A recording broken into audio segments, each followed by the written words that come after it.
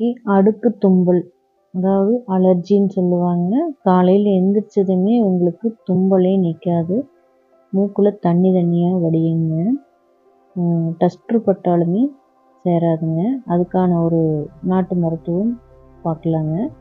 ஒரு டம்ளரில் 1 டீஸ்பூன் சுத்தமான தேன் எடுத்துக்கணுங்க.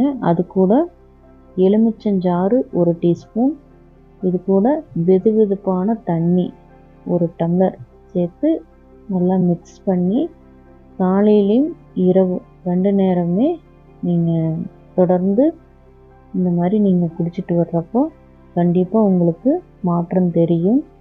கண்டிப்பாக எல்லாருமே ட்ரை பண்ணி பாருங்கள். அடுத்ததாக நம்ம மஷ்ரூம் கிரேவி எப்படி செய்யலான்னு பார்க்கலாங்க. அடுப்பில் கடாயை வச்சுட்டு ஒரு 5 டீஸ்பூன் போல் செக்கிலாட்டிய கல்லெண்ணெய், 1/2 டீஸ்பூன் சோம்பு, கூட இஞ்சி பூண்டு பேஸ்ட்டு 1 டீஸ்பூன்.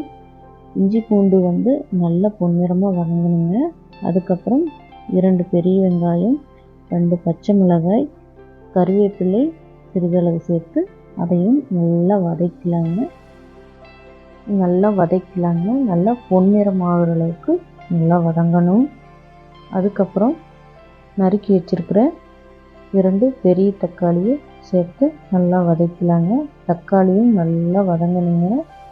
நல்லா இந்த அளவுக்கு சுதம்ப வதங்கின பிறகு 1 டீஸ்பூன் குழம்பு மிளகாய்த்தூள், வீட்டில் அரைச்சி வச்ச குழம்பு மிளகாய்த்தூள் 1 டீஸ்பூனுங்க, மல்லித்தூள் 1 டீஸ்பூன், மஞ்சள் தூள் 1/4 டீஸ்பூன் போட்டு அதையும் நல்லா வதக்கலாம். இந்த மாதிரி எண்ணெய் பிரிஞ்சு வரணுங்க, அந்த அளவுக்கு நல்லா வதங்கணும்.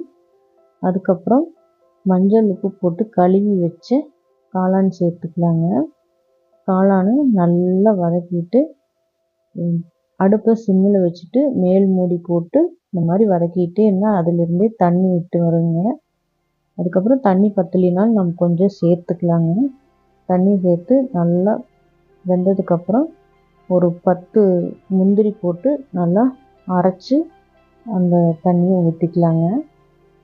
ஊற்றினதுக்கப்புறம் மறுபடியும் ஒரு 2 கொதி விட்டு உப்பு சேர்த்துக்கலாங்க.